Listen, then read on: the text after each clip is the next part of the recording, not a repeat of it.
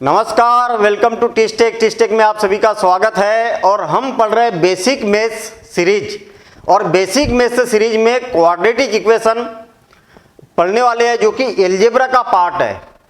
अब क्वेश्चन ये उठता है कि क्वाड्रेटिक इक्वेशन कॉम्पिटिटिव एग्जाम में क्यों हमें जरूरत पड़ती है। चाहे कोई भी एग्जाम हो, रेलवे, बैंकिंग, एसएससी या कोई भी दुनिया का कॉम्पिटिटिव एग्जाम हो, ऐसा हो ही नहीं सकता कि जिसमें क्वाड्रेटिक इक्वेशन की हमें जरूरत न पड़ती हो। बट डायरेक्ट क्वेश्चन न भी आए, लेकिन इनडायरेक्ट आपको कई बार क्वाड्रेटिक इक्वेशन की जरूरत पड़ती है, ठीक है ना। तो क्वेश्चन हमारा यहीं पर अटकता है, सर हम प्रॉफिट एंड लॉस पढ़ रहे हैं, चक्रवृद्धि ब्याज पढ़ रहे हैं, कंपाउंड इंटरेस्ट, या चाहे हम परसेंटेज पढ़ रहे हैं। कई बार आपको क्वाड्रेटिक इक्वेशन की सिचुएशन बन जाती है और उसको सॉल्व करते अगर नहीं आता तो बात यहीं पर रुक जाएगी, क्वेश्चन आपको छोड़ना पड़ेगा। तो ऐसी सिचुएशन न बने, इसके लिए हम बिल्कुल जीरो लेवल से, बेसिक लेवल से क्वाड्रेटिक इक्वेशन को यहां पर समझने वाले हैं। क्वाड्रेटिक इक्वेशन की सिचुएशन कब बनती है, कैसे बनती है, तो कई जगह बनती है इसकी। अगर मान लिया जाए कि आपके पास में दो नंबर्स है, एक नंबर ये है और एक नंबर ये है, कोई भी दो नंबर हो सकते हैं। अगर आपको ये दोनों नंबर का सम दिया हुआ, योगफल दिया हुआ है, और दोनों नंबर का अगर प्रोडक्ट दिया हुआ है, ये नंबर कुछ भी हो सकते हैं। जैसे मान लिया जाए कि आपके पास में दो नंबर ए और बी है, इसका सम आपको मालूम है, गिवन है, ये वाला दिया हुआ है, और इसका प्रोडक्ट भी दिया हुआ कि दोनों का गुणनफल यानी कि दोनों का मल्टीप्लिकेशन इतना होता है, तो वो संख्याएं ज्ञात कीजिए। ऐसी सिचुएशन में क्वाड्रेटिक इक्वेशन बनती है और उसको सॉल्व करते आना चाहिए, ठीक है ना। बड़ा सिंपल सा काम है, डेली लाइफ में भी इसकी एप्लीकेशन है, और हमें तो कॉम्पिटिटिव मैथ्स पढ़ना है तो उसमें तो इसकी जरूरत पड़ेगी ही पड़ेगी। क्वाड्रेटिक इक्वेशन के आज के लेक्चर में हम क्या पढ़ने वाले हैं, इस बात को जरा ध्यान से समझना। ये होता क्या है, कैसे बनती है, ये सारी बेसिक कॉन्सेप्ट पढ़ेंगे हम। ग्राफ से क्वाड्रेटिक इक्वेशन का पूरा ओवरव्यू पता चलता है कि इसके जो मूल है, जो इसके रूट्स है, उसका नेचर कैसा होता है, कैसे ये होते हैं, इसको सॉल्व करने की कौन सी मेथड है, तो इसके मेथड पर भी हम डिस्कशन करेंगे। और उसकी मेथड है, हम गुणनखंड यानी कि फैक्टराइजेशन मेथड से भी इसको सॉल्व कर सकते हैं, फार्मूला मेथड से भी सॉल्व कर सकते हैं, और पूर्ण वर्ग बनाकर यानी कि परफेक्ट स्क्वायरिंग मेथड। तो ये तीन मेथड है हमारे पास में। तीन मेथड में से हम किसी भी मेथड से क्वेश्चन को सॉल्व कर सकते हैं। तो आपके मन में ये क्वेश्चन आ रहा होगा कि सर हमें अगर ये वाली मेथड आती है तो इसकी क्या जरूरत है, अगर ये मेथड आती है तो इसकी क्या जरूरत है। तो सबका अपना अपना इंपॉर्टेंस है। कई जगह पर आपको ये ज्यादा इजी होगी, कई जगह पर ये ज्यादा इजी होगी, कई जगह पर ये वाली ज्यादा इजी होगी, ठीक है ना। तो सबका इंपॉर्टेंस है, हम तीनों मेथड पढ़ेंगे, ठीक है। तीनों पर आपको कमांड बना लेना है पहले तो। क्यों? क्योंकि अगर आपको सही तरीके से, अगर सही मायने में कॉम्पिटिटिव एग्जाम की तैयारी करना है तो आपको वर्ग समीकरण, क्वाड्रेटिक इक्वेशन अच्छे से आना ही चाहिए, ये कंपलसरी है, ठीक है। तो इसके बाद क्या करेंगे, हम एक एक विधियों पर बात करेंगे। गुणनखंड विधि एग्जाम्पल के द्वारा हम समझेंगे यहां पर। फिर उसके बाद में मूलों की प्रकृति, जो इसके जो आंसर आते हैं इनका नेचर कैसा होता है। तो क्या हम केवल क्वेश्चन को देख के ही इसका नेचर बता सकते हैं, इसकी प्रकृति बता सकते हैं? तो बिल्कुल बता सकते हैं। वो बातें हम यहां पर समझने वाले हैं। और फिर इसके बाद में मूलों का योगफल और गुणनफल क्या होता है, कैसे इसको ज्ञात किया जा सकता है, ये बातें समझेंगे। यदि हमें मान लिया जाए कि इसके आंसर मालूम है तो क्या क्वाड्रेटिक इक्वेशन बना सकते हैं? हाँ, बिल्कुल बना सकते हैं। तो ये बातें हम समझेंगे कि कैसे बना सकते हैं। और इस प्रकार से ये चैप्टर हमारा कंप्लीट होगा। बिल्कुल जीरो से सारी चीजें हम पढ़ते हुए जा रहे हैं और ये चैप्टर को कंप्लीट कर रहे हैं। पहली बात तो ये हो गई कि क्वाड्रेटिक इक्वेशन होती क्या है, कैसे दिखती है, कैसे हम पहचानेंगे कि ये क्वाड्रेटिक इक्वेशन ही बनी है। तो बड़ा सिंपल सा काम है, ax² plus bx plus c और इज इक्वल टू 0। देखिए इक्वेशन लगा हुआ है ना, इक्वेशन लगा हुआ है ना, तो इक्वल तो रहेगा ही रहेगा, यानी कि लेफ्ट हैंड साइड तो रहेगा ही रहेगा और राइट हैंड साइड भी रहेगा। ये बात तो क्लियर है। अब आपको जो दिखेगी इक्वेशन वो कुछ इस प्रकार से आपको इक्वेशन दिखाई देगी, जहां पर ए और बी और सी ये सब क्या है, तो ये वास्तविक संख्या है, यानी कि रियल नंबर है। ये क्या है, रियल नंबर है। मतलब कोई भी रियल नंबर हो सकते हैं, ठीक है, इमेजिनरी भी हो सकते हैं, लेकिन आज हम केवल रियल नंबर की बात करेंगे, ठीक है। ऑलरेडी रियल नंबर पर ही इतना बड़ा क्वेश्चन बन जाएगा, मतलब इतना बड़ा वीडियो बन जाएगा कि ये वाला कॉन्सेप्ट समझने के बाद में अगर जरूरत पड़ी तो हम इमेजिनरी नंबर के लिए भी, हम कॉम्प्लेक्स नंबर के लिए भी इसको लेके आएंगे। और फिर वो लेक्चर होगा, जो क्वाड्रेटिक इक्वेशन का जो लेक्चर होगा वो काफी एडवांस लेवल तक होगा, ठीक है ना। ऑफिसर रैंक के लिए जो आता है, हालांकि आपको रियल नंबर पहले समझना बेहद जरूरी होगा। चलिए ठीक है, ए बी और सी क्या है, रियल नंबर है। और एक्स क्या है, एक्स तो वेरिएबल है, चर है, तो ये तो बात बड़ी सिंपल सी है। इसमें सबसे मेन कंडीशन होती है कि A is not equal to zero. A का मान क्या होना चाहिए, जीरो नहीं होना चाहिए, बाकी सब चलेगा, बस ए का मान जीरो नहीं होना चाहिए। जैसे एग्जाम्पल के तौर पर हमारे पास में क्वाड्रेटिक इक्वेशन है 3x² plus 5x minus 7 is equal to 0। क्या ये क्वाड्रेटिक इक्वेशन है? तो आप बोलेंगे कि हाँ, x² x और a है, और a और a क्या है, रियल नंबर है, तो क्वाड्रेटिक इक्वेशन है।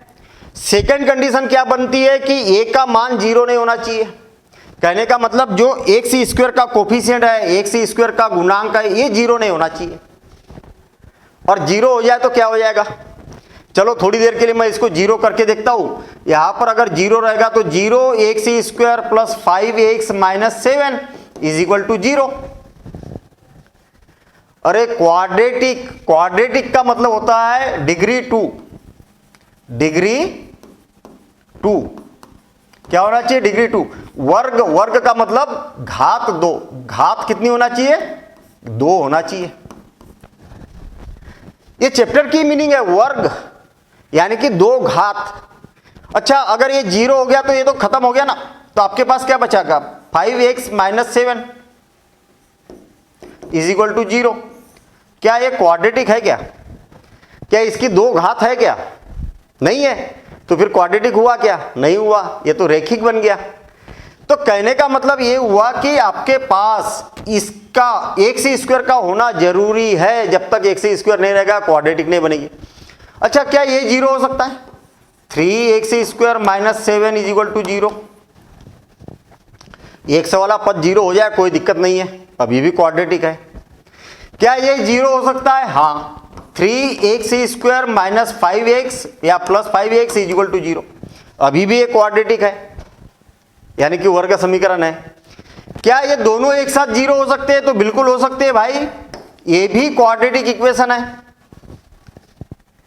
कहने का मतलब जो प्रतिबंध है किस पर है, जो x² वाला पद है ना, x² वाला पद, ये भैया 0 नहीं होना चाहिए, बाकी सब 0 हो जाए कोई दिक्कत नहीं है, या न भी हो तो चलेगा, लेकिन इसका 0 नहीं होना चाहिए, बस ये बात याद रहे। तो इसी को क्या बोला जाता है, क्वाड्रेटिक इक्वेशन कहा जाता है, बस सिंपल सी का मतलब ये सारे क्वाड्रेटिक इक्वेशन है।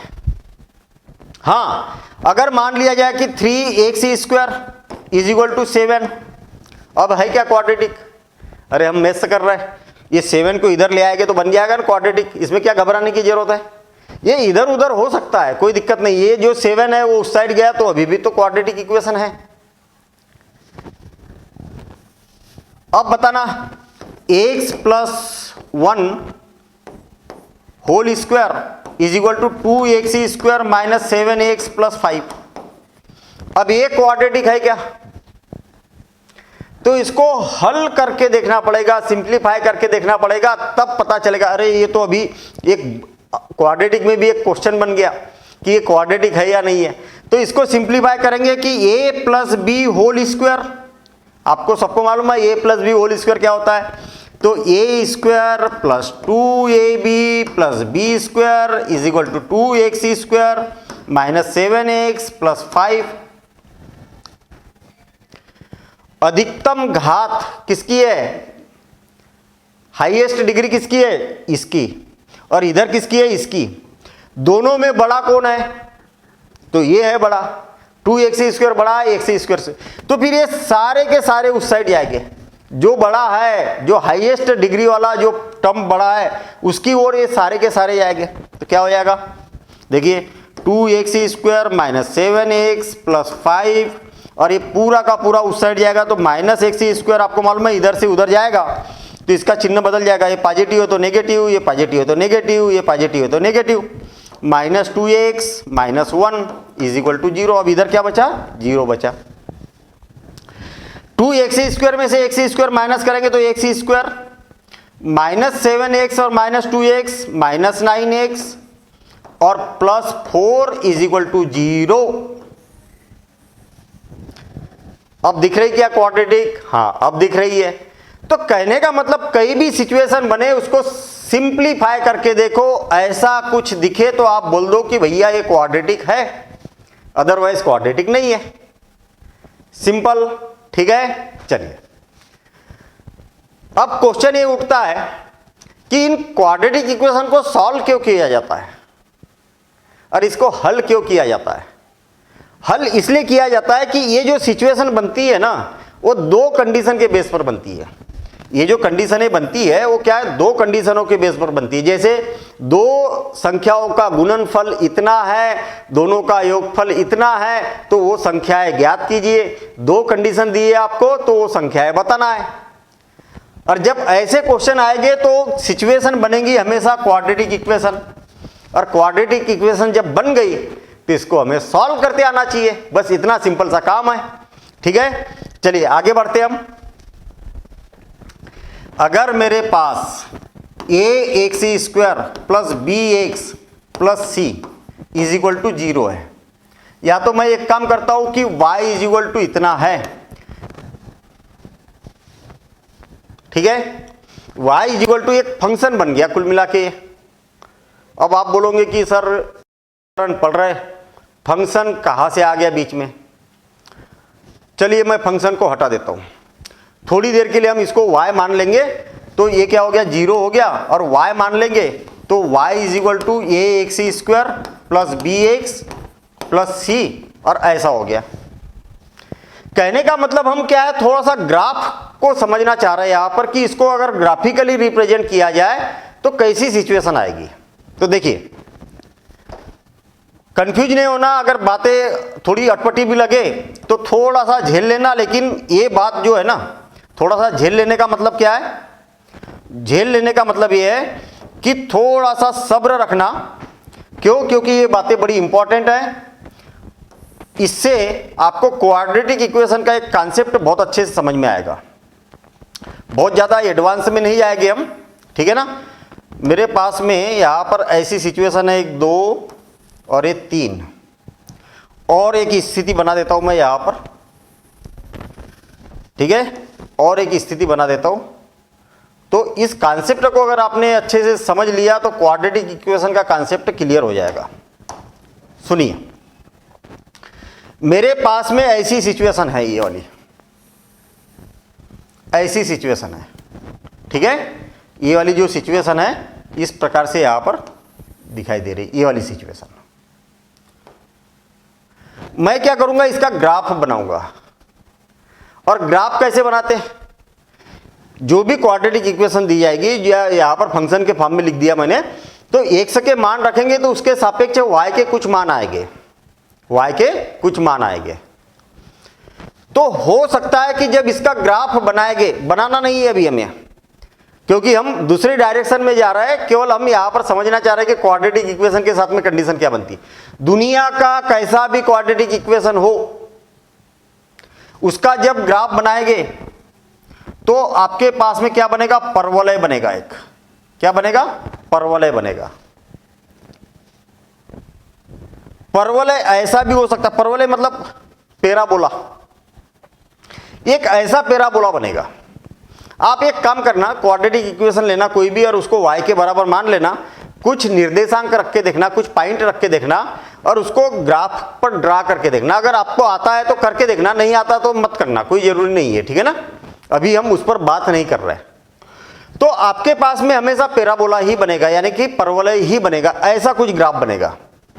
हाँ, ये हो सकता है कि ये जो ग्राफ है ना वो ऐसा ना होके ऐसा हो सकता है, ऐसा या ऐसा हो सकता है, मतलब ये जो ग्राफ है वो इसको टच कर सकता है एक्स एक्सिस को, या हो सकता है कि ये ग्राफ जो है वो ऐसा बन जाए, या हो सकता है कि ये जो ग्राफ है वो थोड़ा सा अपना मुंह घुमा दे, ऐसा हो सकता है, या हो सकता है कि ये जो ग्राफ है वो ऐसा हो जाए, टच करे केवल, या ऐसा हो सकता है कि ये ग्राफ ऐसा, अरे यहां हो सकता है, यहां हो सकता है, यहां हो सकता है, ऐसी कुछ स्थिति बन सकती है। मैं यहां पर बोलना क्या चाह रहा हूं, इस बात को जरा ध्यान से समझना। ऐसे जो ग्राफ है ना वो तब बनेंगे जब ये क्या हो, पॉजिटिव हो, ये क्या हो, पॉजिटिव हो। कहने का मतलब ए का मान अगर ए से 0 से बड़ा है, यानी कि एक्स स्क्वायर का जो गुणांक है ना वो अगर पॉजिटिव है, धनात्मक है, तो इनमें से कोई ग्राफ बनेगा। और ए का मान 0 से लेस देन है तो इस प्रकार से कोई एक ग्राफ बनेगा। ये बात समझ में आ गई? चलिए ठीक है। अब सुनिए, जब ग्राफ ऐसा बनेगा तो आप ये देखिए कि इस ग्राफ ने क्या किया, एक्स एक्सिस को 2 पॉइंट पर प्रतिच्छेद किया है। क्या किया? एक्स एक्सिस को 2 पॉइंट पर प्रतिच्छेद किया। इसका मतलब जो एक्स के मान होंगे ना, यहां पर जो एक्स के मान होंगे वो इसके आंसर होंगे, और जो आंसर होंगे ना इसी को क्या बोला जाता है, मूल बोला जाता है। क्या बोला जाता है? मूल, यानी कि रूट्स बोला जाता है।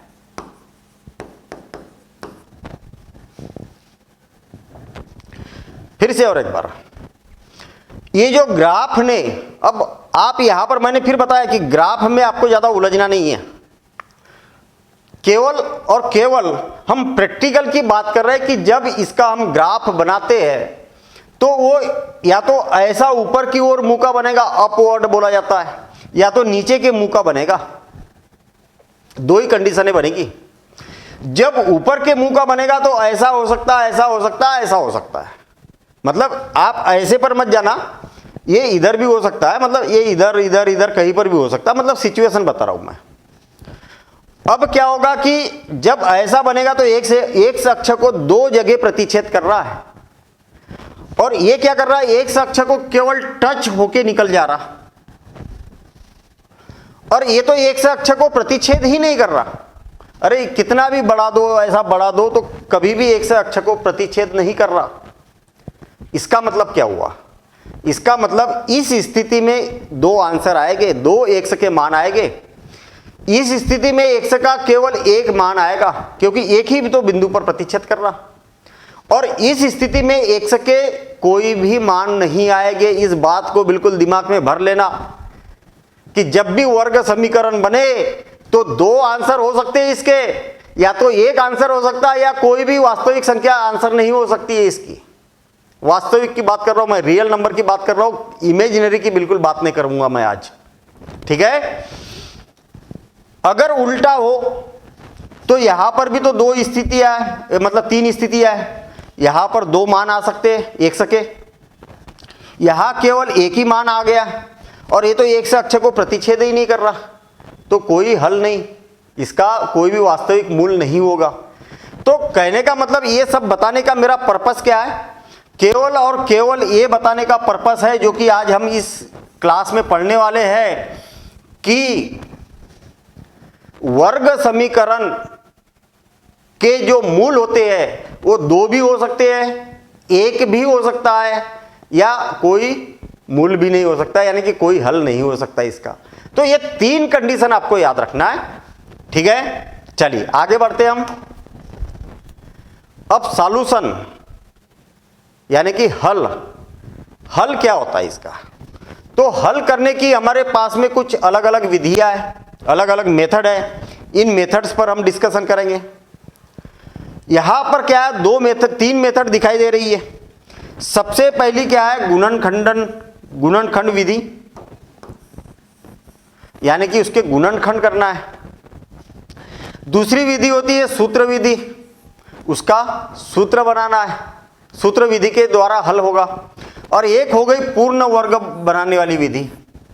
और मैं आपको बता दूं कि इस सूत्र विधि को श्रीधराचार्य फार्मूला भी बोला जाता है, धराचार्य सूत्र। और नाम से क्लियर लग रहा कि ये कहीं भारतीय नाम दिखाई दे रहा, श्रीधराचार्य। हाँ, भारतीय ऋषि हुआ करते थे श्रीधराचार्य जी, और उन्होंने इस फार्मूले को बनाया, जो कि हमारे इंडिया के लिए बहुत गर्व की बात है, जो कि पूरा विश्व पढ़ रहा है इस फार्मूले को। और इस फार्मूले के द्वारा देखना कितनी अच्छी अच्छी चीज़ें यहाँ पर निकल के आती है। और श्रीधराचार्य सूत्र भी इसको कहा जाता है। ठीक है ना, चलिए आगे बढ़ते हैं। हम एक एक विधि पर बात करेंगे। गुणनखंडन विधि पहले समझेंगे, फिर फार्मूला मेथड समझेंगे। गुणनखंड विधि, फैक्टराइजेशन मेथड, ये क्या होती है। तो मैं एक क्वेश्चन उठा रहा हूं, यहां से एक क्वेश्चन ले रहा हूं, और क्वेश्चन के द्वारा हम इस बात को समझने का यहां पर कोशिश करेंगे। ठीक है ना। मेरे पास में क्वेश्चन है कि 2x² प्लस x माइनस 6 और इज इक्वल टू 0। मुझे एक बात बताइए कि क्या ये वर्ग समीकरण है क्या। हाँ है, हाँ बिल्कुल है भाई, वर्ग समीकरण। इसको हल करना है हमें गुणनखंड विधि से। कैसे कर सकते हैं, तो बड़ा सिंपल सा काम है। इसको पहले घटते हुए क्रम में, x की घात के घटते हुए क्रम में लिख दो। चलो लिख दिया, ठीक है। मतलब कैसा लिखना है आपको, ax² plus bx plus c is equal to 0। कहने का मतलब सबसे पहला पद क्या होना चाहिए, x² वाला, दूसरा x वाला, और तीसरा अचर पद होना चाहिए। राइट हैंड साइड में क्या होना चाहिए, 0 होना चाहिए। ठीक है। अब आपको क्या करना है, a का और c का मल्टीप्लिकेशन करना है, यानी कि 2 का और 6 का मल्टीप्लिकेशन करेंगे। तो 2 और 6 का मल्टीप्लिकेशन करेंगे तो क्या हो जाएगा, 2 इंटू 6। एक्चुअल गुना नहीं करना है हमें, एक्चुअल गुना नहीं करना है। इसके और प्राइम फैक्टराइजेशन करना है, अभाज्य गुणनखंड करना है। तो ये तो 2 है ही है, और 2 है, और 3 है, ये हो गए। अब आपको क्या करना है, इसके जोड़ियां बनाना है, दो ग्रुप बनाना है। मैं बना देता हूं इसका ये वाला ग्रुप और ये वाला ग्रुप। कितना हो जाएगा, 3 दूनी 6 और 2 1 2। आया क्या समझ में। फिर से और एक बार, बड़ा सिंपल सा काम है कि इसका और इसका क्या करना है, आपको गुना करना है। कर दिया गुना। अब आप बोलोगे कि -6 क्यों नहीं लिया, तो उसको नहीं लेना है अभी, ठीक है, टेम्परेरी, इसको नहीं लेना है। चलो ठीक है। और गुना करने के बाद में गुना नहीं करना है, इसके और गुणनखंड करना है, टुकड़े टुकड़े करना है, अभाज्य गुणनखंड करना है। और अभाज्य गुणनखंड होने के बाद में आपको 2 ग्रुप बनाना है। अब आप बोलोगे कि इसमें 2 इसमें 1 क्यों, ये हिट एंड ट्राई होता है, मतलब कोशिश कर रहे हैं हम आगे बढ़ने की। तो 3 दूनी 6 और ये 2 और 6 आया। दोनों को प्लस करने पर या माइनस करने पर, दोनों को घटाने पर योगफल या अंतर बीच वाली संख्या आना चाहिए। बीच में कौन लिखा है, 1 लिखा है, मतलब बीच में क्या है, b है। दोनों को जोड़ने पर या घटाने पर, इसको जोड़ेंगे तो कितना हो रहा, 8। बीच में 8 है क्या, नहीं है। घटाएंगे तो कितना हो गया, दोनों का अंतर कितना हो गया, 4 है क्या बीच में, नहीं है। चलो छोड़ो इसको, ये गलत हो गया हमारा। जो ग्रुप लिए थे वो ग्रुप कैसे हो गए, गलत हो गए। चलो अब मैं क्या करता हूं, इसका दोनों का और इसका ग्रुप बनाता हूं। कितना हो गया, 4 और ये क्या हो गया, 3। तो दोनों को जोड़ने पर या घटाने पर वो आ रहा क्या, ये देख लेते हैं अपन। क्या दोनों को प्लस करेंगे तो कितना हो रहा, 7 है क्या, 7 नहीं है। क्या इसमें से इसको माइनस करेंगे तो 1 है क्या यहां पर, हाँ है। मतलब दोनों का डिफरेंस तो अपना काम हो चुका है। दोनों के साथ में क्या करो, x लिखो, इसके भी साथ में x लिख दो, लिख दिया। लिख दिया। हाँ, अब मुझे क्या चाहिए, प्लस एक्स चाहिए, प्लस एक्स। तो क्या करो, यहां पर माइनस लगाएंगे हम, तब तो प्लस एक्स आएगा। तो ये वाला चिन्ह अपने को उस हिसाब से लगाना है कि जो भाई 4 एक्स में से 3 एक्स को माइनस करेंगे तो कितना आ जाएगा, 1 एक्स आ जाएगा। तो बीच में है क्या, हाँ है।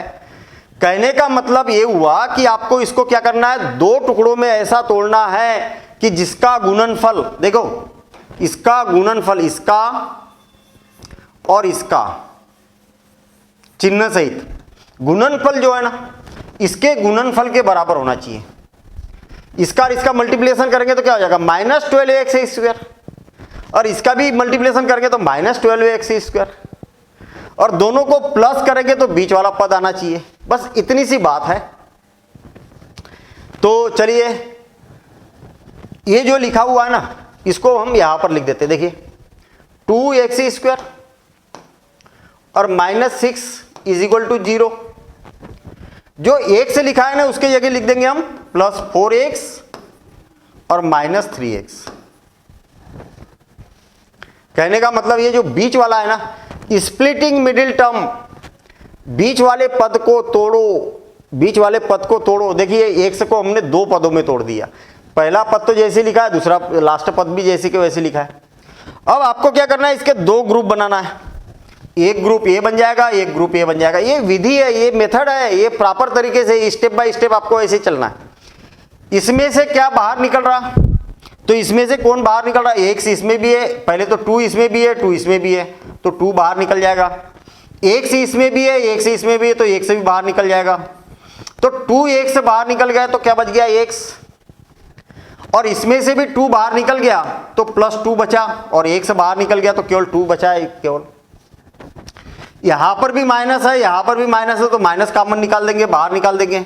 इसमें भी 3 है और इसमें भी 3 है, तो 3 बाहर निकलेगा तो ये क्या बचेगा, एक्स, और माइनस बाहर निकल गया तो प्लस, और 3 दूनी 6, यानी कि 2 बच गया आपके पास, और 0। कहने का मतलब इसमें से और इसमें से कॉमन निकालना है। कॉमन निकालने के बाद याद रहे कि यहां और यहां आपके पास एक जैसा बचना जरूरी है। अगर एक जैसा नहीं बचेगा तो आपने कहीं ना कहीं गड़बड़ कर दी है। चलिए, एक जैसा बच गया और हमेशा बचेगा। अब मुझे एक बात बताइए कि इसमें और इसमें एक जैसा क्या है, तो आप बोलोगे कि x + 2 इसमें भी है, x + 2 इसमें भी है। और एक बार उभयनिष्ठ निकालेंगे, कॉमन निकालेंगे, तो क्या हो जाएगा, x + 2 फिर से कॉमन निकालेंगे तो क्या हो जाएगा, 2x - 3 = 0। अब देखिए, ये समीकरण है, इक्वेशन है, ये सेटिस्फाई कब करेगा, या तो इसकी वैल्यू 0 होना चाहिए, या तो इसकी वैल्यू 0 होना चाहिए। दोनों की एक साथ 0 होना जरूरी नहीं है। तो हम क्या बोलेंगे कि इसकी वैल्यू 0 हो, x + 2 = 0, और यानी कि या 2x - 3 = 0।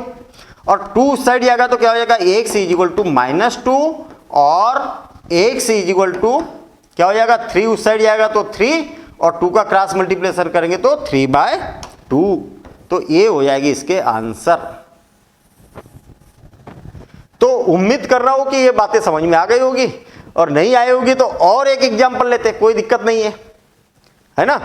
और एक एग्जांपल लेते, इसको आप नोट करते हुए चलना।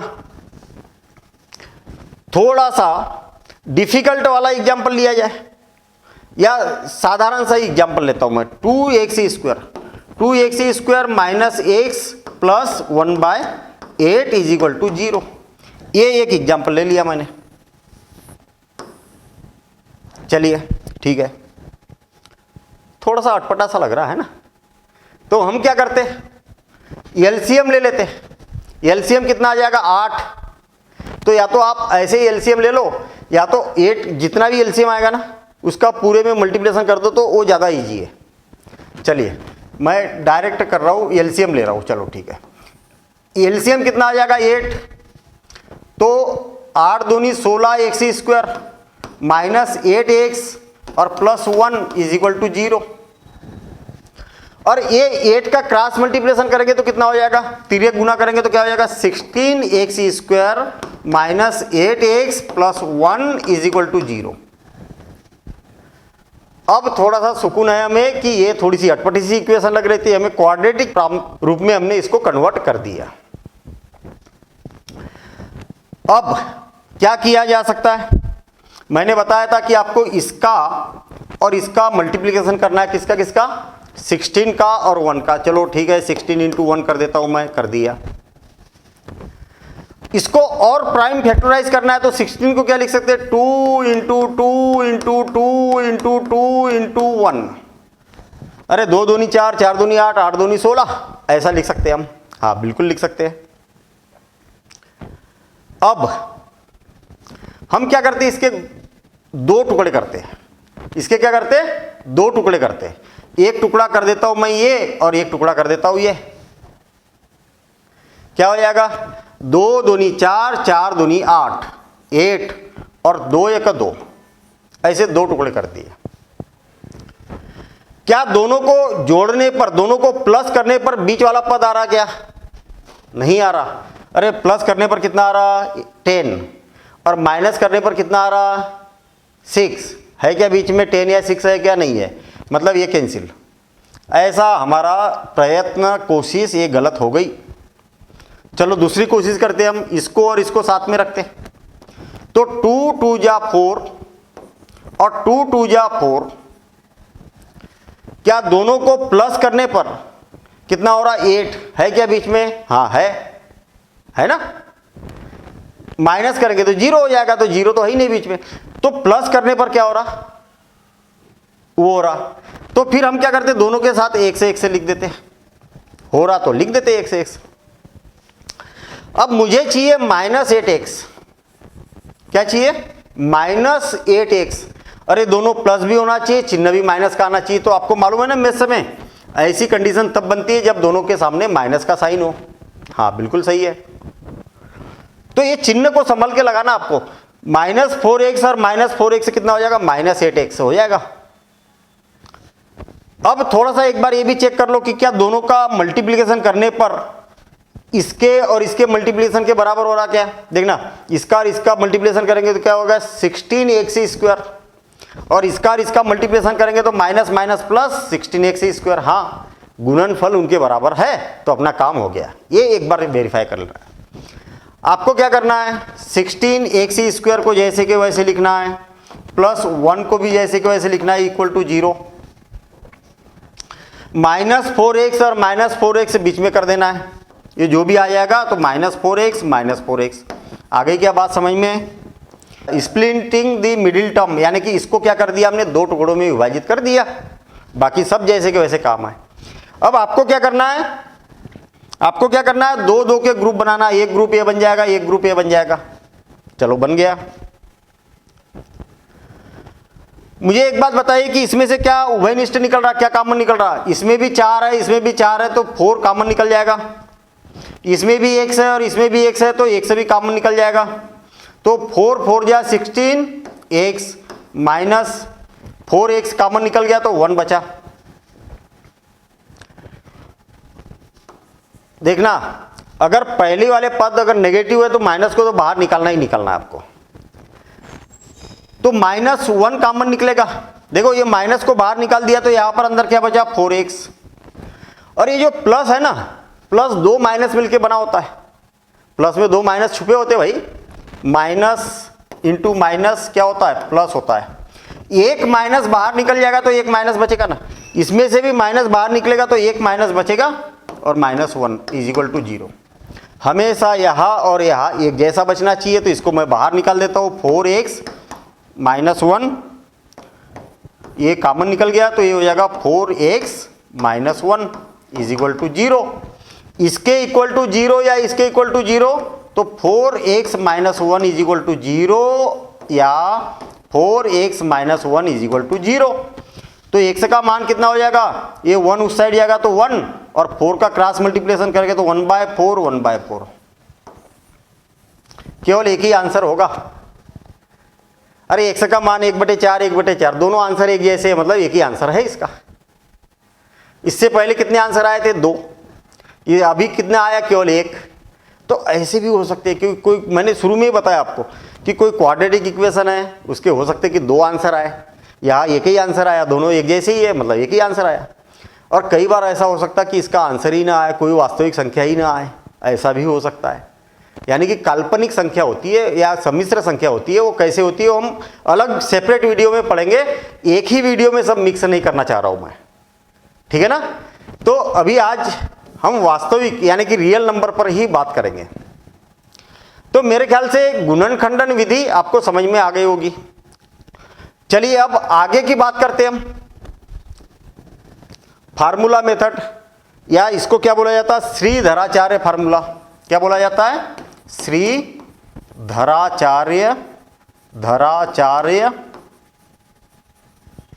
फार्मूला,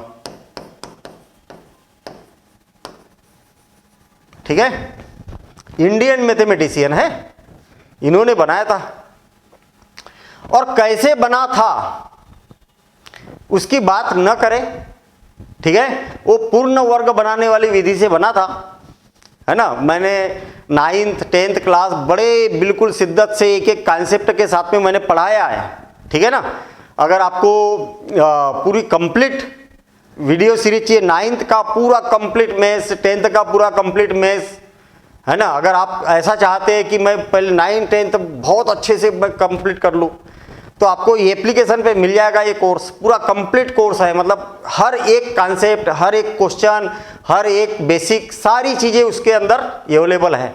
तो आप वहाँ पर देख सकते हैं फार्मूला बना कैसे, वो भी सारी बातें मैंने वहाँ पर बताई है। इस वीडियो में मैं उसका डेरिवेशन नहीं करना चाह रहा हूँ यहाँ पर, ठीक है ना, क्योंकि फिर वो लंबा वीडियो हो जाएगा, दूसरी डायरेक्शन में चला जाएगा।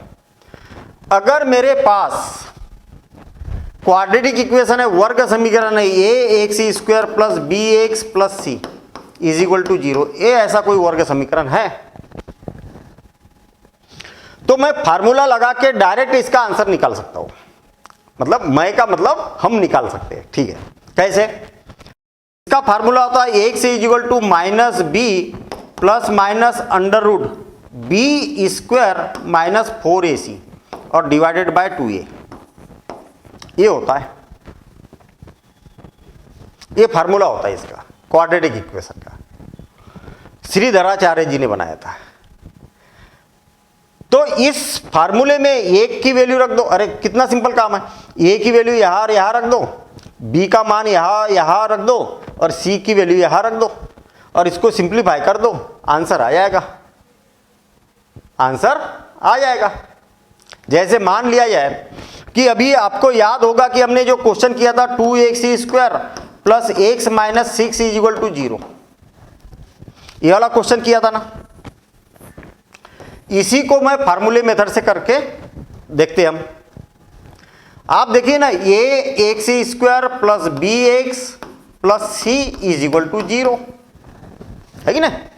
अरे ऐसी होती कि ना क्वाड्रेटिक इक्वेशन। और हमारे पास में क्वेश्चन ये क्वेश्चन है हमारे पास। तो मुझे एक बात बताइए कि ए की जगह कौन है, तो ए की जगह 2 है, और बी की जगह कौन है, तो बी की जगह 1 है, और सी की जगह कौन है यहाँ पर, तो सी की जगह माइनस 6 है। कितना सिंपल काम है भाई। ए की वैल्यू कौन है, 2 है, बी की वैल्यू कौन है, तो यहाँ कुछ नहीं मतलब 1 है, और यह सी की वैल्यू कितनी है, चिन्ह सहित लेना है भाई आपको। सी की वैल्यू कितनी है, माइनस 6 है। तो हमें मालूम है कि फार्मूला होता है x is equal to minus B plus minus under root b² minus 4ac divided by 2a। जहां जहां ये है वहां पर 2 रख दो, यहां पर और यहां पर। जहां जहां b है वहां पर 1 रख दो, और जहां जहां c है वहां पर 6 रख दो, बस हो गया काम। इतना सा काम है।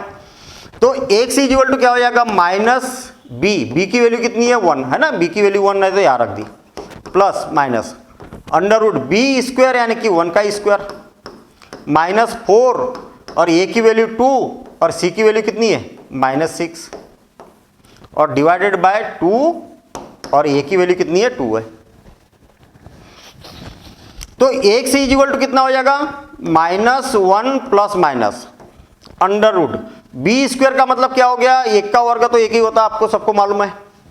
और आपको मालूम है कि मल्टीप्लिकेशन में माइनस माइनस क्या हो जाता है, प्लस हो जाता है। 6 दूनी 12 और 12 चौक 48, कितना हो गया, 48, और डिवाइडेड बाय 4, 2 दूनी 4, अरे इनका सबका मल्टीप्लिकेशन करेंगे ना, माइनस माइनस तो प्लस हो गया, 6 चौक 24 दूनी 48, जैसा भी करना है आपको। चलिए इतना हो गया। तो x इक्वल टू कितना हो जाएगा, -1 प्लस माइनस अंडर रूट 48 और 1 कितना हो गया 49 और डिवाइडेड बाय 4। मैं फिर आपको बता दूं कि सर आप बोलोगे कि सर ये इतना लंबा करना पड़ता है क्या? नहीं, अरे इतनी लंबी प्रोसेस नहीं, अभी तो हम समझ रहे हैं, क्वाड्रेटिक इक्वेशन को समझ रहे हैं। जब कॉम्पिटिटिव एग्जाम में क्वेश्चन आता तो इतनी लंबी प्रोसेस नहीं करते हैं, वो खटाखट करते हैं। और वो कैसे होता है खटाखट, आप हर तरीके के क्वेश्चन को 20-25 क्वेश्चन बना के देख लो, आप ऐसी प्रैक्टिस करना पड़ता है। जब प्रैक्टिस करेंगे तो फिर मैं 60 ट्रिक बताऊंगा इसकी, डायरेक्ट कैसे खटाक से इसका स्क्वायर रूट निकाला जाता है, मतलब इसके मूल निकाले जाते हैं, रूट से निकाले जाते हैं।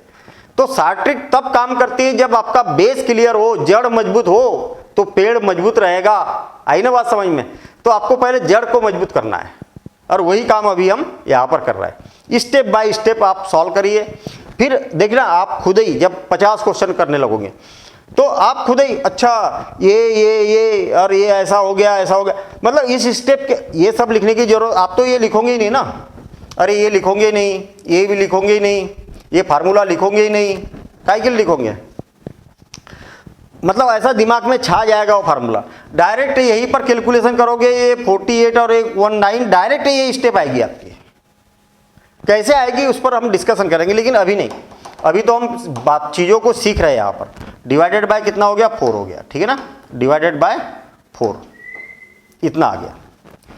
अब देखिए x की वैल्यू कितनी आ गई, -1 प्लस माइनस।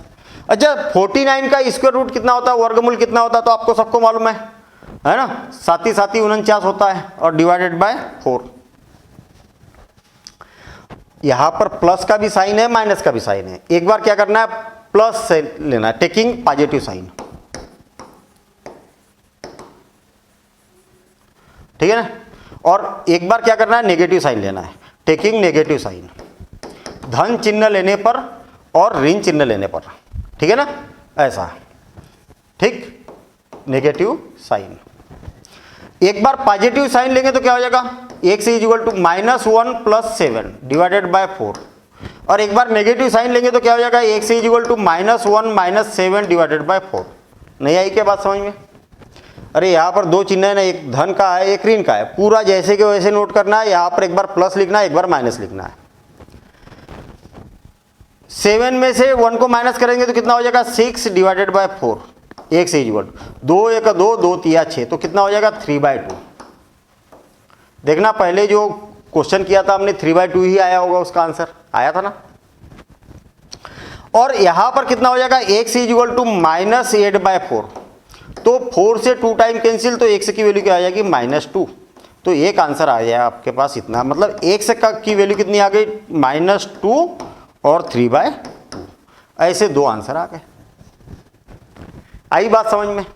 तो फार्मूला मेथड बड़ा सिंपल है, सीधी वैल्यू रखना है, लेकिन थोड़ी सी लेंदी प्रोसेस होती है। कई मामले में ये वाली, कई बार आप गुणनखंड नहीं कर पाते, तो फिर एकमात्र सहारा रहता है ये फार्मूला का सहारा रहता है, ठीक है ना।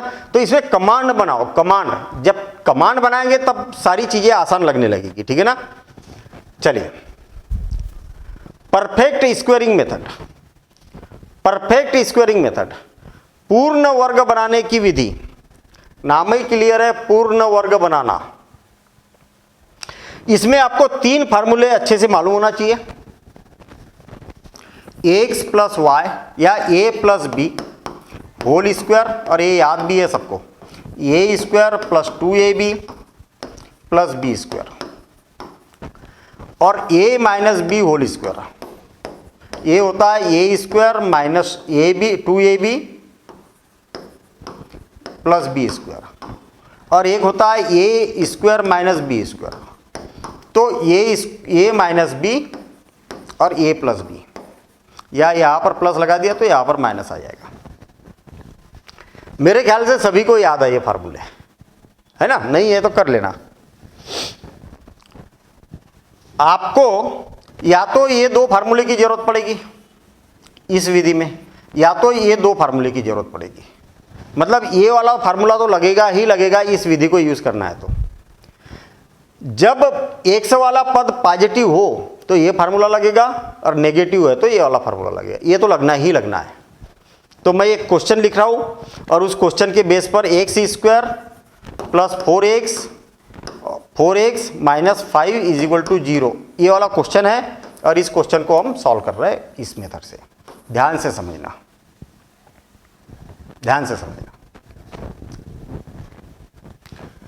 पहला काम इसका गुणांक 1 करना। एक्स स्क्वायर का गुणांक क्या करना है? 1। अगर मान लिया जाए कि यहां पर 3 होता तो हम क्या करते? 3 का दोनों पक्षों में भाग दे देते, इधर भी और इधर भी।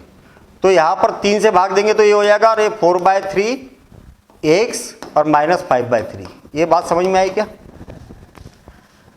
इसको भी 3 से डिवाइड कर देंगे तो 3 से 3 कैंसिल, इसको भी 3 से डिवाइड कर देंगे, इसको भी 3 से डिवाइड कर देंगे, 0 को भी 3 से डिवाइड कर देंगे तो 0 ही आएगा। कहने का मतलब पहला काम क्या होता है कि अगर यहां पर कुछ लिखा है तो उससे डिवाइड कर दो, कर दिया। एक्स स्क्वायर का गुणांक 1 करना, पहला काम। दूसरा काम, एक्स स्क्वायर प्लस, देखिए एक्स वाला पद पॉजिटिव है तो ये वाला फार्मूला लगेगा, और नेगेटिव है तो ये वाला लगेगा। पॉजिटिव है ना एक्स का गुणांक, हाँ।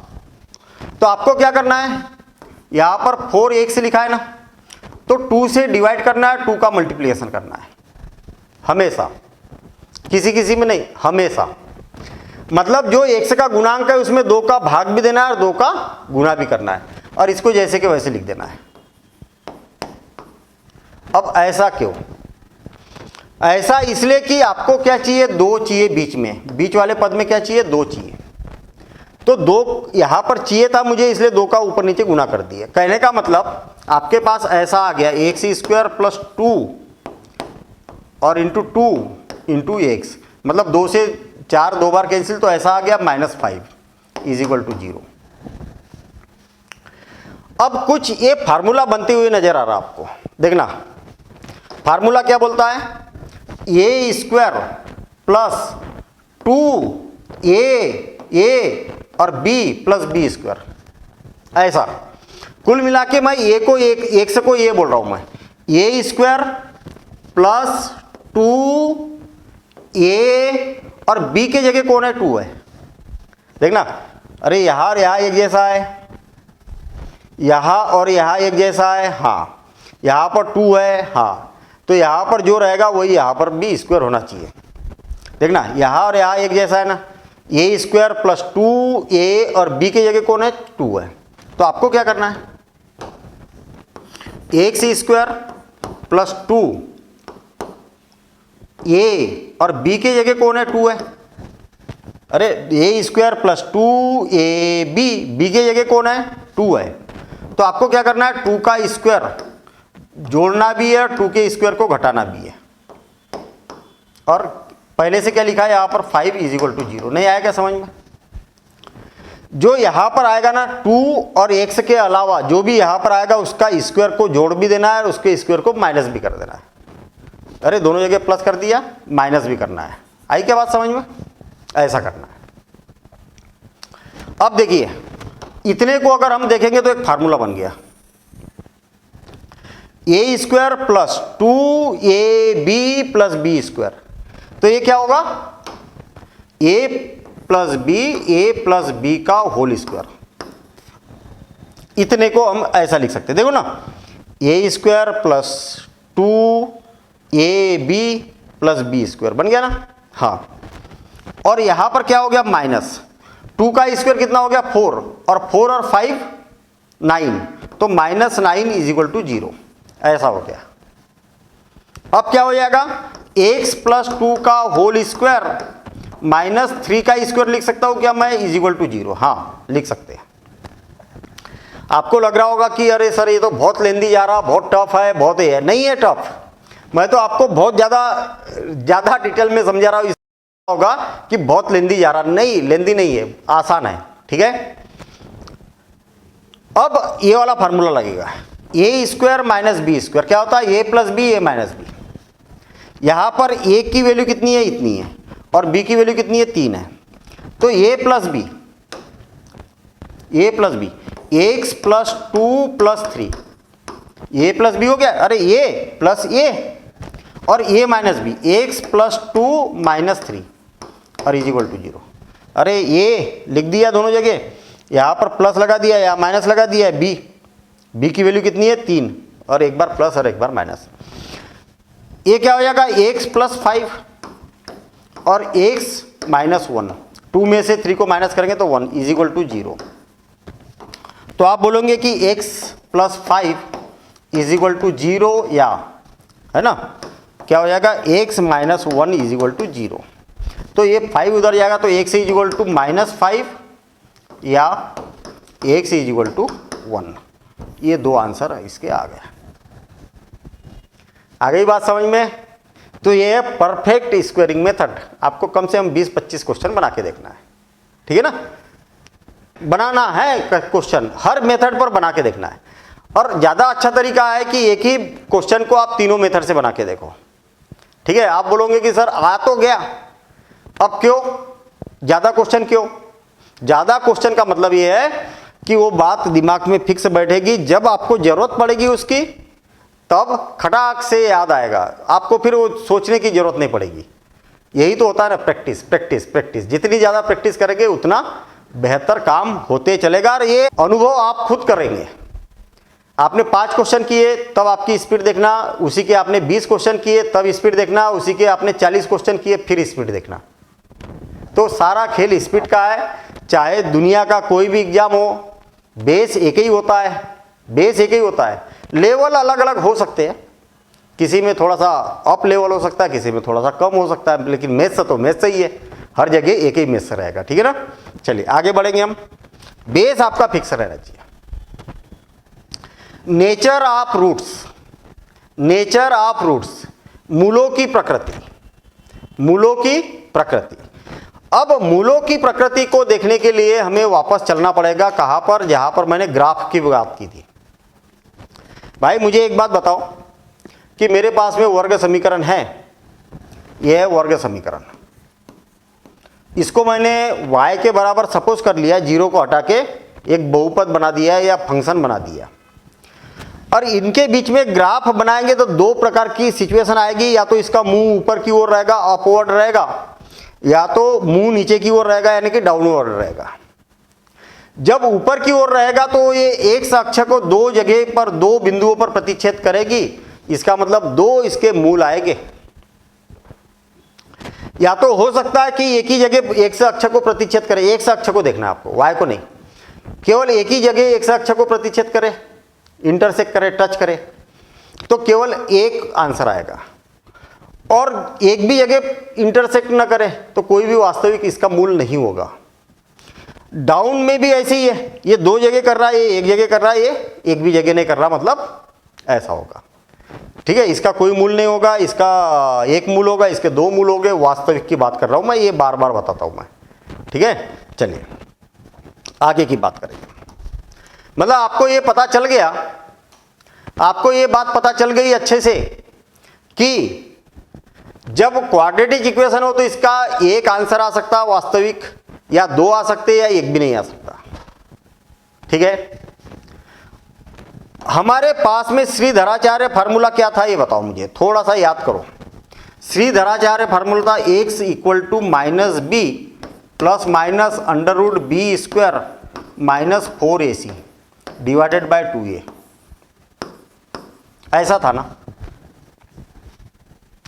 मैं थोड़ी देर के लिए ये जो लिखा है ना अंदर वर्गमूल के अंदर, इसको d मान लेता हूं। d is equal to b square minus 4ac, ऐसा मान लेता हूं मैं।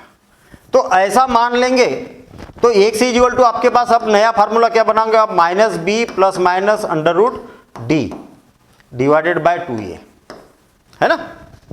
अरे ये अच्छा नहीं लग रहा था यार, बहुत बड़ा फार्मूला लग रहा था, तो मैंने छोटा कर दिया इसको थोड़ा सा। मतलब ये जो अंदर लिखा है ना उसको d मान लिया। वास्तव में देखो d जो है ना, इसको डिस्क्रिमिनेंट बोला जाता है, इंग्लिश में डिस्क्रिमिनेंट बोला जाता है, हिंदी में बोला जाता है विविक्त कर। विविक्त कर मतलब ये यही बताता है, ये यही तो है मेन जड़। कौन? ये वाली, यही मेन जड़ है। यही बताएगा आपको कि इसका एक मूल होगा कि दो होंगे कि एक भी नहीं होगा, यही बताएगा। कैसे बताएगा? थोड़ा सा सुनो, मैथ्स को मैथ्स के जैसा मत पढ़ा करो आप, मैथ्स को खेल के जैसा पढ़ो, उसको समझने की कोशिश करो, उसको फिल करने की कोशिश करो, तो समस्या सॉर्ट आउट होते जाएगी। मुझे एक बात बताइए कि इसके मूल क्या है? तो आपको मालूम है कि एक बार पॉजिटिव साइन लेंगे, धनात्मक चिन्ह लेंगे, और एक बार ऋणात्मक चिन्ह लेंगे। तो जब धनात्मक चिन्ह लेंगे तो एक से इक्वल टू क्या हो जाएगा? Minus B plus minus under root d. अरे पॉजिटिव लेंगे तो प्लस हो जाएगा root d divided by 2a। और ऋणात्मक लेंगे, नेगेटिव लेंगे तो एक से equal to minus b minus square root of d divided by 2a। ऐसे होगे कि नहीं होगे? इसी चीज को मैंने उठा के यहां लिखा है। अब आप बोलोगे कि ये अलग है, ये अलग है। अरे अलग नहीं है भाई, ये जो अंडर रूट के अंदर लिखा है ना, उसको मैंने थोड़ी देर के लिए डी मान लिया है। ऐसा मुझे एक बात बताओ कि अगर डी का मान आपके पास में 49 आता है और यहां पर भी 49 आता है, आएगा ही आएगा 49। डी का मान कितना आया? 49। तो इसका वर्गमूल कितना होगा? 7। और इसका वर्गमूल कितना होगा? इसका भी 7 होगा। इसका कैलकुलेशन करोगे तो एक आंसर आएगा, और इसका कैलकुलेशन करोगे तो दूसरा आंसर आएगा। मतलब दो आंसर आएगी कि नहीं? और अलग अलग आएगी कि नहीं आएगी? अरे एक प्लस करोगे एक माइनस करोगे, दोनों अलग अलग आएगी कि नहीं? कहने का मतलब मैंने क्या किया, डी का मान थोड़ी देर के लिए धनात्मक रखा, पॉजिटिव रखा। अरे डी किसी का भी मान 0 से बड़ा मतलब पॉजिटिव, तो डी का मान क्या रखा मैंने? पॉजिटिव रखा। तो मेरे पास दो आंसर आए। चलो ठीक है, मैं थोड़ी देर के लिए क्या करता हूं, जो डी था ना यहां पर डी था ना अंडर रूट में, हाँ ठीक है ऐसा था ना, मैं थोड़ी देर के लिए क्या करता हूं, डी का मान 0 रख के देखता हूं, तो होगा क्या, क्या चमत्कार होगा ये देखना चाह रहा हूं मैं। तो डी का मान आप 0 रखोगे तो यहां भी 0 आ जाएगा और यहां भी 0 आ जाएगा, क्योंकि 0 का स्क्वायर रूट 0 होता है, मतलब शून्य का वर्गमूल शून्य ही होता है। अरे किसी को 0 को इसमें जोड़ोगे तो उतना ही आएगा, कोई फर्क नहीं पड़ेगा, और उसको 0 को अगर माइनस करोगे तो भी उतना ही आएगा। तो क्या ये दोनों आंसर एक जैसे नहीं हुए क्या? अरे दोनों आंसर एक जैसे नहीं हुए? हाँ एक जैसे हुए ना। तो अगर डी का मान 0 हो जाता है तो एक जैसे ही आंसर आएगा, मतलब केवल एक ही आंसर आएगा। अरे मैंने बोला कि डी एक्स का मान 3 और 3 है, तो दोनों का मतलब तो एक ही है ना। एक्स का मान मैं पूछूंगा कितना है तो आप बोलोगे कि 3 है। अरे 3 को 4 बार बोल दो, 50 बार बोल दो। मैंने बोला कि आपके पास कितने रुपए है, तो आप बोलोगे मेरे पास 100 रुपए है, मेरे पास 100 रुपए है, मेरे पास 100 रुपए है, तो 300 रुपए थोड़ी हो जाएंगे। अरे वही चीज चिल्ला चिल्ला के आप बोल रहे हो कि मेरे पास 100 रुपए है, मेरे पास 100 रुपए, तो बात तो एक ही हुई ना। अरे आपके पास 100 ही रुपए है ना। तो ये यहां पर क्या है, दोनों का मतलब एक ही है।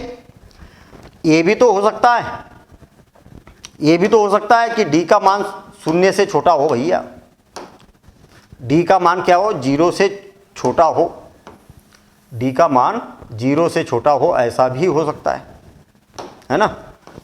इसका मान डी का मान 0 से लेस देन हो। अच्छा 0 से लेस देन किसको बोलते हैं? क्यों 0 से लेस देन कौन होता है? 0 से छोटा कौन होता है? Negative number. 0 से छोटा कौन होता है? Negative number. अंडर रूट के अंदर नेगेटिव नंबर आ जाए, है ना, मान लिया जाए -4 आ गया, और यहां पर भी -4 आ गया। मैं आपको बड़ी इंपॉर्टेंट बात बताता हूं, ठीक है, इस बात को ध्यान रखना, ध्यान से समझना कि भैया अंडर रूट के अंदर अगर नेगेटिव नंबर आ जाए तो इसका वर्गमूल निकलता ही नहीं है।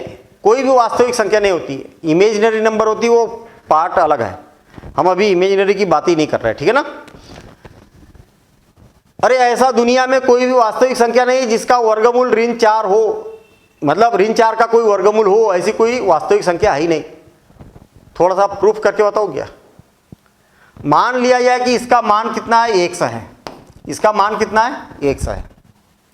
दोनों पक्षों का वर्ग करने पर 100 का स्क्वायर किया तो कितना हो गया, -4। इस बात को जरा ध्यान से समझना। दुनिया में कोई ऐसी संख्या है क्या जिसका स्क्वायर करने पर -4 आ जाए?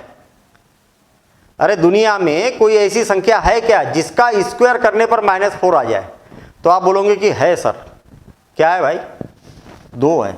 अरे 2 का स्क्वायर करेंगे तो 4 आएगा ना, -4 थोड़ी आएगा। अब बोलोगे कि सर आप -2 का स्क्वायर करो। अरे माइनस का स्क्वायर तो प्लस ही होता है और 2 का स्क्वायर 4 ही होता है। -4 कहाँ से आया? नहीं आया ना।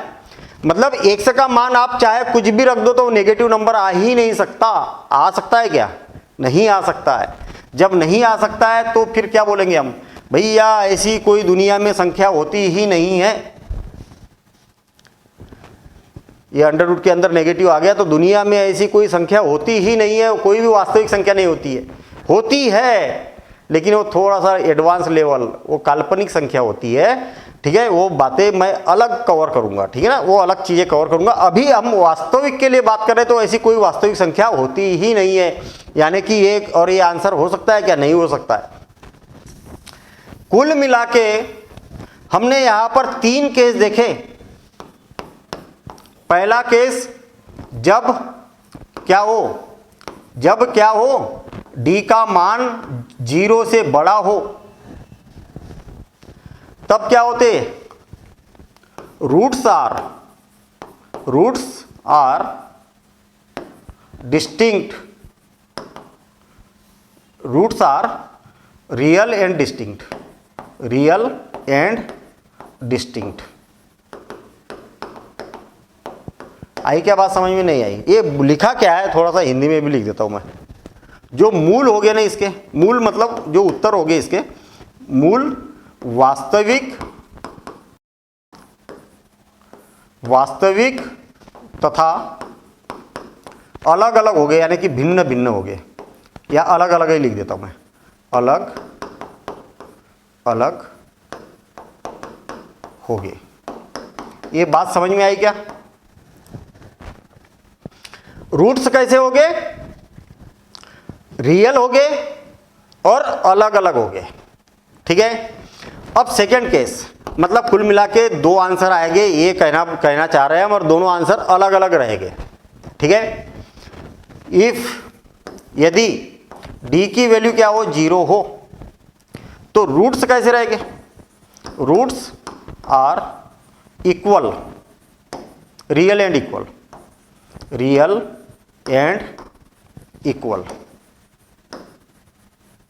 कैसे रहेंगे? मूल जो है, मूल वास्तविक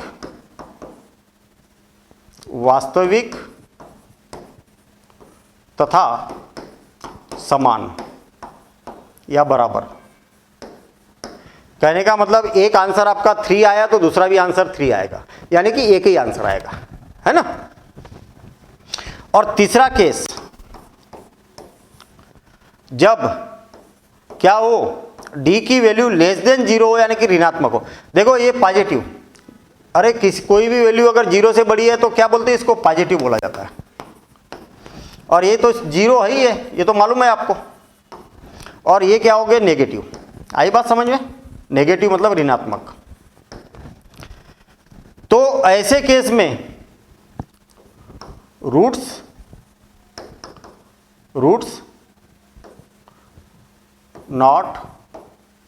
आर नॉट रियल, मतलब कोई भी वास्तविक मूल नहीं हो गए, मूल वास्तविक नहीं हो गए, वास्तविक नहीं हो गए। आई बात समझ में? तो ये बड़ी इंपॉर्टेंट बातें हैं। और क्यों नहीं हो गए, इस पर हमने डिस्कशन किया है ना। उसका कारण समझा कि डी का खेल कैसे होता है। कभी 0 हो जाए तो भैया एक समान, है ना। तो ये बातें आपको मालूम होना चाहिए, इस पर क्वेश्चन पूछे जाते हैं। आप सुनो, ज़्यादा माथापच्ची करने की ज़रूरत ही नहीं है। अगर मान लिया जाए कि आपसे क्वेश्चन पूछा कि 2x² plus x minus 6 is equal to 0, इसके मूल बताओ कैसे होंगे, मूलों की प्रकृति बताओ। तो हम बोलेंगे कि a का मान कितना है 2, b का मान कितना है 1 और c का मान कितना है -6। केवल और केवल d का मान निकालेंगे, ये पूरी कहानी, ये पूरा फार्मूला लिखने की जरूरत नहीं है। केवल प्रकृति पूछी है आपसे कि इसके मूल कैसे होंगे, केवल प्रकृति पूछी है। तो d का मान क्या होता है, b² माइनस 4ac, आपको मालूम ही है फार्मूला। तो b की वैल्यू कितनी है 1 का स्क्वायर माइनस 4, a का मान 2 और c का मान -6। तो कितना हो जाएगा 1 माइनस और माइनस कितना हो गया प्लस, 6 दूनी 12 और 12 चौक 48, तो प्लस 48 और कितना हो जाएगा 49। और ये क्या है, धनात्मक है ना, 0 से बड़ा है ना। तो मूल वास्तविक हो गए और असमान हो गए, पहले ही पता चल गया आपको। ये पॉजिटिव है तो मूल समान हो गए, असमान हो गए और वास्तविक हो गए, वास्तविक और असमान, ऐसा। ठीक है, तो मतलब हम मूलों की प्रकृति बता सकते, मूलों की प्रकृति। सुनो, हमारे पास ax² plus bx plus c is equal to 0 है। ये क्या है, क्वाड्रेटिक इक्वेशन है, वर्ग समीकरण है। तो इसके जो आंसर आएंगे, 2 आंसर आ सकते ना, अरे 2 भी आ सकते, 1 भी आ सकता है या कोई भी नहीं आ सकता है। मान लिया जाए कि इसके क्या है आंसर, 2 आंसर है, तो सामान्यतः एक आंसर को अल्फा और दूसरे आंसर को बीटा प्रदर्शित किया जाता है। जैसे मान लिया जाए मेरे पास में एक क्वेश्चन है और क्वेश्चन में आंसर आ गए 2 और 3। अरे ये क्वेश्चन है, उसको हल किया, हल करने के बाद में मेरे पास एक आंसर आ गया ये और एक आंसर आ गया ये। तो इन आंसरों को क्या है, अल्फा और बीटा से प्रदर्शित किया जाता है। अब आप बोलोगे कि सर अल्फा से किसको और बीटा से किसको, तो किसी को भी, ऐसी कोई जरूरी नहीं है। एक को अल्फा बोल दो, एक को बीटा। अब आप बोलोगे कि सर अल्फा और बीटा क्यों, एक्स से काम चल रहा था कि एक्स के मान आपको मालूम है, तो अल्फा बीटा क्यों। एक्चुअल क्या है, अल्फा बीटा क्या है, ग्रीक वर्ड है ना। ग्रीक आपने देखा होगा, सुना भी होगा कि ग्रीक में जो लैंग्वेज चलती है वहाँ का अल्फ़ाबेट्स जो होता है वो क्या होता है, अल्फ़ाबेट्स कैसे होते हैं, जैसे अरे इंग्लिश में होता है ना ABCDEFGHIJ, 26 लेटर बड़े और 26 लेटर छोटे, ऐसे ग्रीक में 24 लेटर होते हैं, 24 लेटर बड़े, 24 लेटर छोटे। और उनके नाम आपने बहुत सुने होंगे, alpha, beta, gamma, delta, lambda, Sai, काई, फाई, साई, झाई, टाउ, ओमिक्रॉन, और ये ऐसे है ना। ये सारे कुछ बड़े होते हैं, कुछ मतलब 24 बड़े, 24 छोटे। आपने वो कोरोना वायरस में भी देखा होगा ना, अल्फ़ा वायरस आया था, बीटा वायरस आया था, गामा वायरस आया था, ओमिक्रॉन आया था। ओमिक्रॉन भी ग्रीक वर्ड ही है ना। तो वहाँ से उठाए और इसको अल्फ़ा और बीटा से प्रदर्शित किया जाता है। ठीक है, अगर मेरे पास, ध्यान से समझना आप, ax² plus bx plus c is equal to 0 है और आपको जो इसके आंसर है, जो रूट्स है, यानी कि रूट्स यानी कि मूल है, इसके जो मूल है यानी कि आंसर, अरे मूल मतलब आंसर, इसको हल करेंगे जो आंसर आएंगे उसी को रूट्स या मूल बोला जाता है। ठीक है, कौन है, अल्फा और बीटा। कौन है, अल्फा और बीटा है। अगर आप दोनों को अगर जोड़ेंगे ना, दोनों को अगर जोड़ेंगे, अल्फा और बीटा को दोनों को प्लस करेंगे ना, तो हमेशा आपके पास -b/a आएगा। आई बात समझ में, -b/a आएगा। अब -b क्या है, x का जो भी गुणांक रहेगा उसको यहां पर रखो और इसका x² का गुणांक जो रहेगा उसको यहां रखो, हमेशा आएगा ऐसा। और दोनों का गुणनफल, दोनों का प्रोडक्ट ऑफ रूट्स, ये आएगा c/a। अब आप बोलोगे कि सर एग्जाम्पल देके बताओ। हाँ बिल्कुल सही बात है, एग्जाम्पल तो देना ही चाहिए। हमारे पास में कोई एक आध क्वेश्चन होगा, यही वाला क्वेश्चन है। क्या है, क्या है? अब इसका तो काम हो गया ना। हाँ देखिए, आपके पास में यहाँ पर x² plus 4x minus 5 is equal to 0 है। यानी कि a का मान कितना है 1 और b का मान कितना है 4 और c का मान कितना है -5।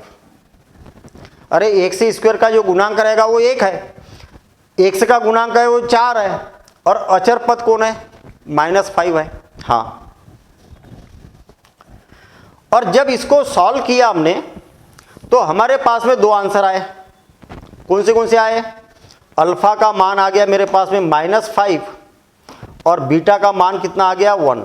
अब आप ये मत समझना कि सर अल्फा को आपने जो लिया वो क्या छोटा लिया, क्या बीटा को लिया वो बड़ा लिया क्या? नहीं, ऐसा नहीं। किसी को भी एक को अल्फा मान लो, किसी एक को बीटा मान लो, ठीक है, मान लिया भाई। ये आंसर आ गया हमारा। अभी सॉल्व करके दिखाया था ना, ये ऐसे ही आंसर आया। थोड़ा सा आप दोनों को प्लस करके देखो, अल्फा प्लस बीटा, यानी कि इसको दोनों को प्लस करेंगे। -5 और 1 कितना हो गया -4 और दोनों का गुणनफल करके देखो, अल्फा इंटू बीटा कितना हो जाएगा -5 इंटू -1 तो कितना हो जाएगा -5। आई क्या बात समझ में? ये हो गया। तो क्या ये बिना हल किए, ये हल ही नहीं किया हमने, क्या आप बता सकते कि बिना हल किए कि दोनों का योगफल कितना होगा? तो हाँ बता सकते। दोनों का योगफल जो होता है वो क्या होता है? Alpha into beta, alpha plus beta equal to -b/a होता है। माइनस लगा दो, b की वैल्यू कितनी है 4 और डिवाइडेड बाय a की वैल्यू कितनी है 1। तो देखिए इसका हल करेंगे तो -4 आएगी नहीं। अरे ये अरे हमने हल किया क्या? देखो पहले हल किया था तो ये हमने चेक किया, इतना आया, और बिना हल किए आप बता सकते हो, बिना सॉल्यूशन के। और दोनों का गुणनफल करेंगे तो अल्फा इंटू बीटा क्या होता है भाई? c/a। c का मान कितना है -5 और a का मान कितना है 1, तो कितना हो गया -5। देखिए मतलब इधर से करके देखा तो भी और इधर से करके देखा तो आंसर सेम आ रहा है। तो ये बात आपको मालूम होना चाहिए कि जब ये नोट करना है आपको, ये नोट करना है, दोनों का योगफल कितना होता है, जो आंसर आता है उसका योगफल कितना होता है -b/a और ये इतना होता है। ठीक है, चलिए आगे बढ़ते हम। बहुत बढ़िया।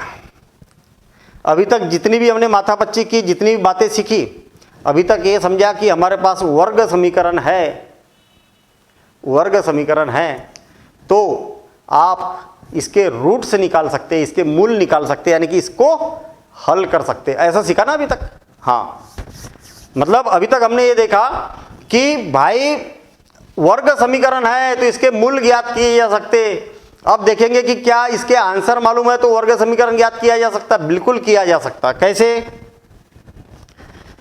सिंपल सा काम, अगर मान लिया जाए मेरे पास में रूट्स है, कौन है रूट्स, यानी कि मूल कौन है? अल्फा और बीटा है। कौन है? अल्फा और बीटा है। यानी कि इससे पहले वाला क्या था, चलो पहले ये लिख लेता हूं फिर उस पर डिस्कशन करेंगे। अगर मेरे पास आंसर है तो मैं क्वेश्चन बना सकता हूं, क्वेश्चन है तो आंसर निकाल सकते हैं। तो वर्ग समीकरण जो क्वाड्रेटिक इक्वेशन होगी, इसकी क्वाड्रेटिक इक्वेशन होगी, वर्ग समीकरण होगा, वर्ग समीकरण होगा, वो क्या होगा? x² लिख दो, लिख दिया, माइनस लगा दो, दोनों आंसर को प्लस कर दो और फिर x लिख दो और फिर प्लस लगाओ और फिर दोनों का गुणनफल कर दो और इज इक्वल टू 0। ये इसका क्वेश्चन होगा। आया क्या समझ में? नहीं आया ना? मुझे एक बात बताइए कि इसको हमने सॉल्व किया था, कहाँ गया ये वाला? सॉल्व किया था ना हमने, ये भी किया था, ये भी तो किया था हमने सॉल्व। सुनो,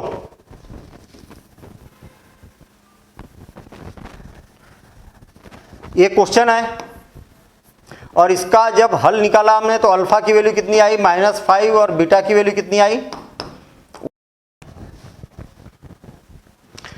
अगर मेरे पास ये क्वेश्चन है तो मैं आंसर निकाल सकता हूं, निकाला था अभी हमने। अगर आंसर है तो क्वेश्चन भी बना सकता हूं। कैसे? बड़ा सिंपल सा काम है, x² कर दो, फिर ऋण का चिन्ह लगाओ, जो दोनों आए उसको प्लस कर दो, -5 + 1, और फिर x लगा दो, फिर जो दोनों आए उनका गुणनफल कर दो, -5 × 1 और = 0 लगा दो। यहाँ पर योगफल करना है, यहाँ गुणनफल करना है, और ऐसा लिखना है। तो देखना जरा, x², 1 - 5 कितना हो गया, -4, और माइनस +4, और इसका दोनों का गुणनफल करेंगे तो -5 = 0। क्या यही है क्या क्वेश्चन? देखना जरा, बहुत बढ़िया। मतलब ये फार्मूला कहाँ पर काम आएगा, ये फार्मूला कहाँ पर काम आएगा? ये वाला फार्मूला तब काम आएगा कि अगर आपको इसके रूट्स दिए, यानी कि मूल दिए, तो आपसे पूछा कि भैया इसकी क्वाड्रेटिक इक्वेशन क्या हो सकती है, क्या हो सकती है, तो ये हो सकती है। और एक तरीका है इसका, बड़ा सिंपल सा काम है, x - अल्फा कर दो और x - बीटा कर दो और = 0। आई बात समझ में? अगर आपको दो मूल दिए तो ऐसा कर दो और दोनों का गुना कर दो तो आपको वर्ग समीकरण मिल जाएगा। घुमा फिरा के वही बात है, ये और ये एक ही चीज लिखी है मैंने। देखो क्या, देखना, मैं इसका अंदर मल्टीप्लिकेशन कर देता हूं तो क्या हो जाएगा, x², इसका इसमें मल्टीप्लिकेशन करेंगे तो -βx, और इसका इसमें मल्टीप्लिकेशन करेंगे तो -αx, और इसका माइनस का माइनस में मल्टीप्लिकेशन करेंगे प्लस तो αβ = 0। x², इसमें से माइनस कॉमन निकालेंगे, माइनस, और एक से भी कॉमन निकाल देता हूं तो क्या हो जाएगा, अल्फा + बीटा और प्लस अल्फा × बीटा = 0। क्या ये और ये एक ही चीज लिखी है क्या? हाँ, एक ही चीज लिखी है ना। तो जब आपके पास में आंसर दिए हो तो आप चाहो तो ऐसा कर लो, चाहो तो ऐसा कर लो। ऐसा करोगे तो आपको फार्मूला याद करने की जरूरत नहीं है, इसको रटने की जरूरत ही नहीं है, लेकिन 2 स्टेप आपको फिर बढ़ाना पड़ेगा, फिर वही बात आ जाएगी। और यदि आप फार्मूला याद रखते हैं, अरे आपसे बोला कि अच्छा एक मूल 3 है, एक रूट कितना है, 3 है, और दूसरा रूट क्या है, 5 है, तो वर्ग समीकरण बताओ। तो कोई माथापच्ची करने की जरूरत थोड़ी है, रटने की जरूरत थोड़ी है। x² माइनस दोनों का योगफल कितना हो गया, 8x और प्लस, और 5 × 15, ये इसका आंसर है। इसको हल करेंगे तो इतना ही आएगा, और अगर ये हल है तो इसकी क्वाड्रेटिक इक्वेशन यानी कि वर्ग समीकरण इतना ही होगा। ठीक है, तो आज के इस क्लास में अपना वर्ग समीकरण कंप्लीट होता है। आपको अगर मजा आया तो वीडियो को लाइक, तो मैं आपको बता दूं कि बच्चों को बड़ा पसंद आ रहा, 100% लाइक बच्चे कर रहे हैं, 100%। ठीक है ना, जितने भी लाइक्स आपको दिखाई दे रहे हैं वो 100% है, एक भी सिंगल भी डिसलाइक यहाँ पर आपको नहीं दिखाई दे रहा। मतलब यानी इतना बच्चों को पसंद आया, आपको भी पसंद आया तो आप भी लाइक कर सकते हैं, और मजा आ रहा और आप चाहते हैं कि इसी प्रकार की और सीरीज चलते रहे, तो आपके पास जितने भी सोशल मीडिया हैंडल है, सारे सोशल मीडिया हैंडल पर आप इस वीडियो को शेयर कर सकते हैं, मुझे बड़ी खुशी होगी। ठीक है ना, और ऑडियंस आएगी तो और ज़्यादा मेरा उत्साह वर्धन होगा। ठीक है ना, तो आप वीडियो को लाइक कर सकते हैं, वीडियो को शेयर कर सकते हैं अपने सारे सोशल मीडिया हैंडल पर, और चैनल को अगर सब्सक्राइब नहीं किया है तो सब्सक्राइब कर सकते, डबल मत कर देना, नहीं तो अनसब्सक्राइब भी हो जाता है, मालूम होगा आपको, तो सभी लोग जानते हैं आजकल, है ना। तो मिलेंगे हम अगली क्लास में अगले कॉन्सेप्ट के साथ में। Thank you, all the best.